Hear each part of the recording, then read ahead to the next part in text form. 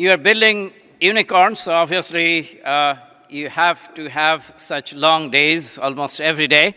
By now, you must have realized this is where we are starting the launch pad for making the IIT alumni as the #1 unicorn builders.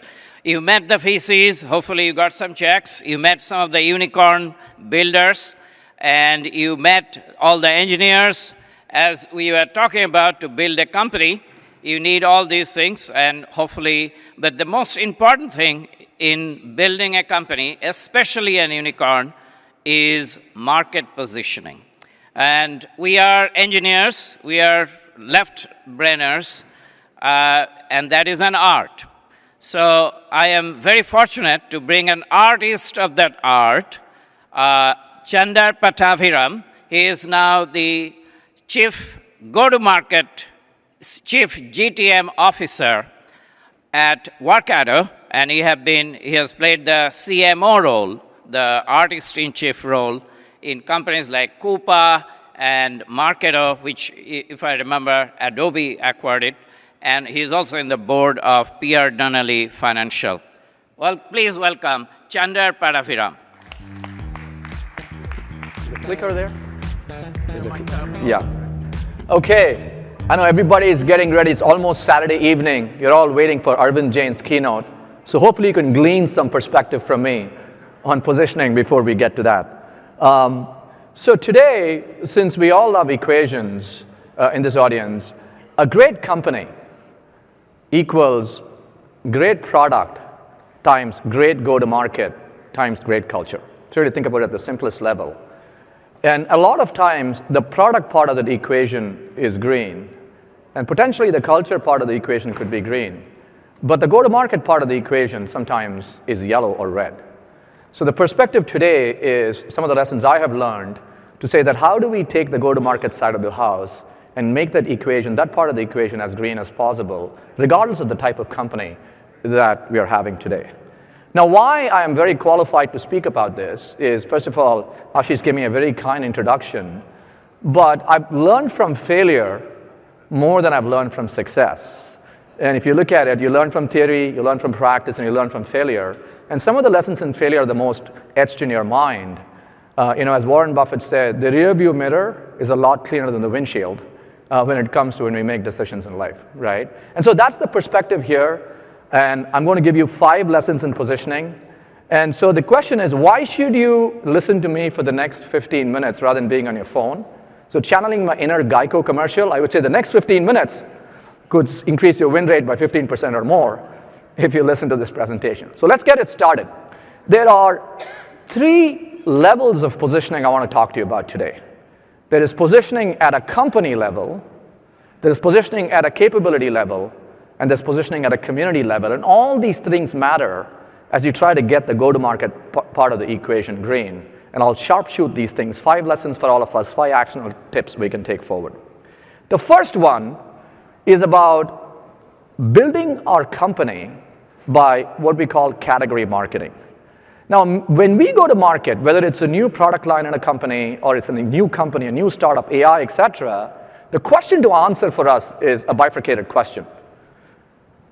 Are we building a new category, or are we building a new capability in an established category? And that category could also be a micro category within a specific larger category. So just to the show of hands in the audience, I'm curious, how many of us in what we're doing are in the left-hand side of this, we're actually building a new category? Okay, there's about 15% of the audience. So many of us are in the right-hand side of how we are different, because the strategies for positioning are different in each of those. So because when you're a new category, it's not about your specific product or your capability, it's about evangelizing your category itself. If you look at this, gas, where we're going, Elon Musk's perspective was why electric cars versus gas cars versus why using Tesla. The greatest strategist, anybody from Oracle in the room here today? Okay, there's a couple. I'm going to give a compliment to Larry Ellison, who I think is the best strategist in software, because the fight in the mid-'80s, or the early '80s to mid-'80s, was not between Oracle and Sybase, or within RDBMS, the fight was between RDBMS and hierarchical databases. It's why should you choose RDBMS more than hierarchical databases? So the fight was at the category level. So those of you whereas on the right-hand side, it's very clear, bags fly free. Very much differentiation, bags fly free, Southwest Airlines. You're in a competitive market, your onlyness, why should you have that? And I'm going to actually double click on that later.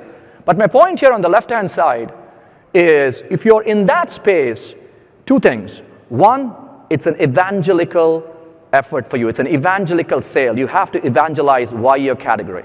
And my experience in that is when I was at Badgeville many years ago, it's a startup in gamification, we didn't have to talk about why our company. We had to talk about why should you choose gamification as a category in your budget spend. So that means when you're doing it, it's a long drawn exercise for you. So you have to have staying power.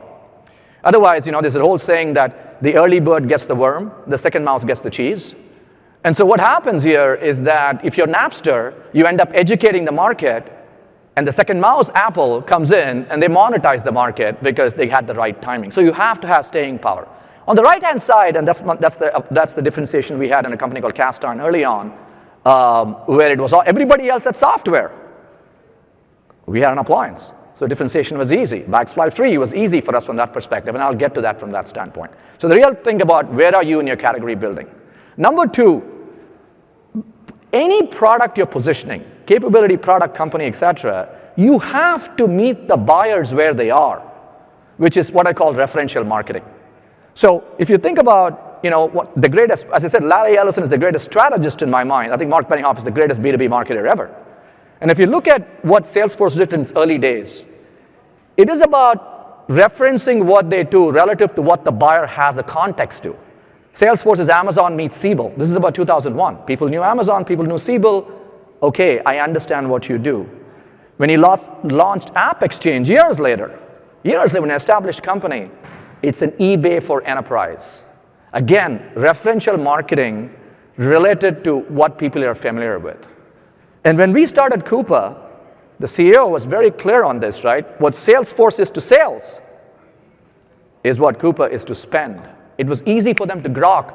Every company makes money, every company spends money. Salesforce is on one side of the house, we're on the other side of the house, where people get a referential marketing or referential to what people know. So whatever your company is, in fact, we just launched something, a point of view in Workato. Now, a lot of times, what happens is we come in and say, our CEO says, let's establish, we're going to create this new category point of view.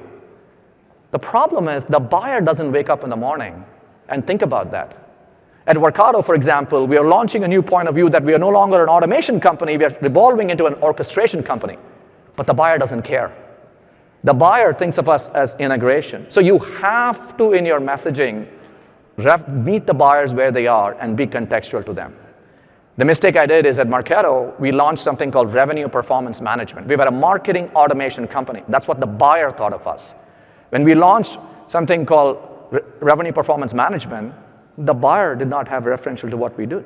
So it's very hard to build categories without being referential to what the buyer already knows. So that's the second point at a company level. Let's talk about the third, at a capability level. This is probably the most important tip today in terms of how do we positioning, because a lot of companies are challenged with this. Whether you're building an AI company, whether you're building a traditional company in the past, it doesn't matter. Every one of us has an onlyness. What is something unique and differential to us relative to the competition that the buyer cares about? Really, really important. And I call that onlyness.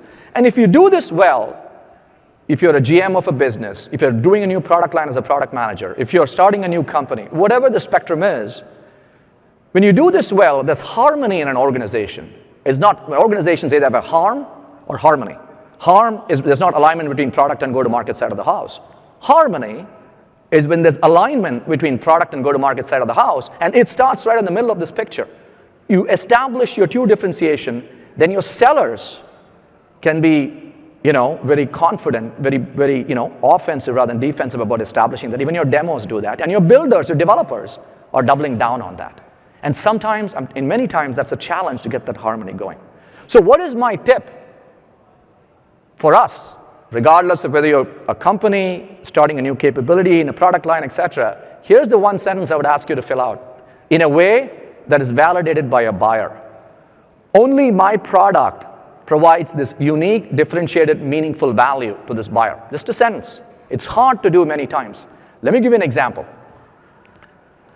When we were in the appliance business, before I did Coupa and Workato and a bunch of successful public companies, we were a startup, struggling startup that was trying to go establish market position. So our competition was a large company called TIBCO, great company at that time. And they had this large enterprise service-oriented architecture. And we would come in and say, do you want that service-oriented architecture, reference architecture? You want this, the box. Simple. The box is simpler. Which one do you want, right? We were going to establish that. The lesson learned for me in that process is while it was cute and it got attention, it didn't grab value because the buyer says, so what? What's in it for me? Let's take the iPod example. There's a feature benefit and the value benefit. When the iPod came out, Steve Jobs could have said, iPod, 5 gigabytes of storage. That's a feature benefit. Instead, what he said, 1,000 songs in your pocket. 1,000 songs in your pocket. That is the value benefit. Whether it's 5 gigabytes of storage is less material to me than 1,000 songs in my pocket. And that's the value benefit. So if I take that same example and apply it to B2B, in my experience, I said the feature benefit was we had simplicity. Cast iron made it simple. The buyer didn't care. The value for the buyer was it helped IT teams integrate in days versus months and weeks compared to TIBCO. And so as a result, this is an example of doubling down on that and saying every customer integrate in days, integrate in days, integrate in days, and doubling down on that differentiation. So another example, when I was at Coupa, the feature benefit we would have gone in and said, only Coupa provides a unified platform for all aspects of spend. A lot of us like to say that, by the way. We have one platform for a bunch of different point solutions we're replacing. So what? The value to the buyer, in this case, every CFO could get 100% visibility and control of spend. That's what they care about. So when you crystallize your onlyness, think about not just the feature benefit, what is truly meaningful, measurable, meaningful value to the buyer. Tip number 4, very important tip that I've struggled with. In your go-to-market, position and focus and sell only to those who value your differentiation, who value your onlyness. So let's take the same example. You take a segment. There are small companies, mid-sized companies, large companies, as we all know, the proverbial triangle of SMB, enterprise, etc. The mid-sized companies and small companies love simplicity. What drives them is simplicity, agility, total cost of ownership. When as you go and sell to a Procter & Gamble or an ExxonMobil, there are committees buying, comprehensiveness, security, reliability, flexibility, all those things, right? So you got to figure out which part of the market values your onlyness and that aligns to this. So if you're selling an iPod, do not position it as a stereo system for the large person. It doesn't work, and vice versa. So if you look at my own early examples of this, is we had a simple appliance. We found one Fortune 100 customer first and said, let's go find 15 of them and life is good. It didn't work. That was the outlier. So the idea is we are better off positioning this to a market that values it. In this particular case, is the SMB, and that's what we move downwards. I was speaking at a keynote last week on AI, and the speaker next to me, after me, was the CEO of HubSpot. That's a company I deeply respect because they really did this to a T. Their differentiation was simplicity and agility. So rather than try to artificially go up market, they said we're going to focus on the SMB and the mid-market and build everything right from marketing to sales to customer success and expand TAM that way, rather than a board member coming and saying, we, this quarter, are going to go up market and drive it. Many companies have this challenge.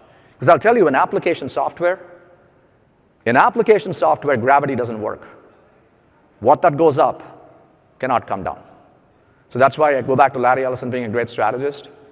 There's Oracle, there's NetSuite. You cannot mix those user experiences those cost factors and all these things. You have to be aligned to a market that values the differentiation. So just think about this if you're taking products to market or if you're driving any specific, in fact, the AI companies, you got to figure out where you fit into that, right? And same thing with Salesforce. The good thing is that if you're in the mid-market as a starting point, if you sustain long enough, if you have persistence, you can eventually become the player on top, which is what Salesforce has done, which has now opened up opportunities for companies like Freshworks and others, and HubSpot on the lower end of the market. As I said, gravity doesn't work in enterprise software. All right, we'll bring it home. So we've talked about company, we talked about capability. Let's finalize with the positioning tip on community. The positioning tip on community is build your tribe early. So in any anatomy of a deal, whether any enterprise deal, mid-market deal that you're doing, in B2B, I'm talking B2B, there is a proverbial ladder. Somebody is bringing you into the company, opening the door, who's your champion, and then you got to go up the ladder. You got to go find the VP for them, and then go find the influencer, and ultimately the economic buyer. So you traverse the deal from the bottom of the ladder to up the top of the ladder. Your tribe building, community building efforts, focus it on the person who's the champion, who's on the bottom of the ladder. The simple question is this: who is going to get promoted by using your product? If you're able to be very clear about that, that's the set of people by which you build your community.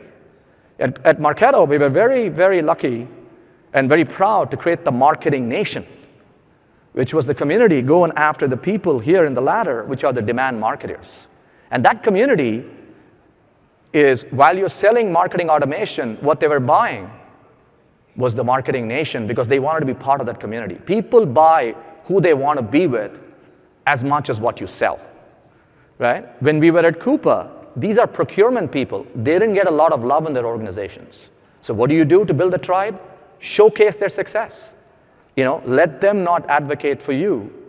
You advocate for them. So think about a conference of yours, and these are the customers. You put 12 feet banners, and one of them saying, my wife didn't know that I was so important, right? And you can take these and amplify their success, and that's how you build a tribe, making this about them, but understand who the champion is. Even a company in infrastructure. I haven't worked here, but there was a customer, like New Relic. Anybody from New Relic in the audience? Okay. Great story of, they go after sysadmins. Can you build a community of sysadmins? Yes. They created this data nerd program. Again, this was not about New Relic. This was about the data nerd program and how people had to be part of this data nerd community so that they felt, I'm important, I'm being loved, I'm being showcased. That tribe building, community building, if you start early, it is a great path.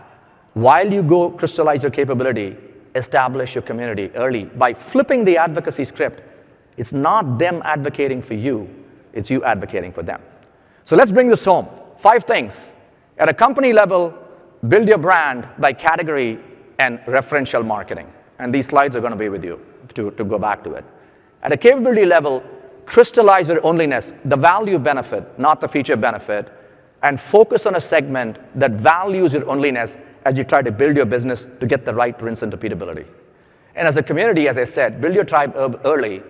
And when you do all these things, going back to the equation, if your product, great company equals great product times great go-to-market times great culture, if the product is green, these things have a great chance of making your go-to-market side of the equation green, and ultimately, you have a great company. Okay? Thank you, and you can find me on LinkedIn, and thank you. Thank you for the time.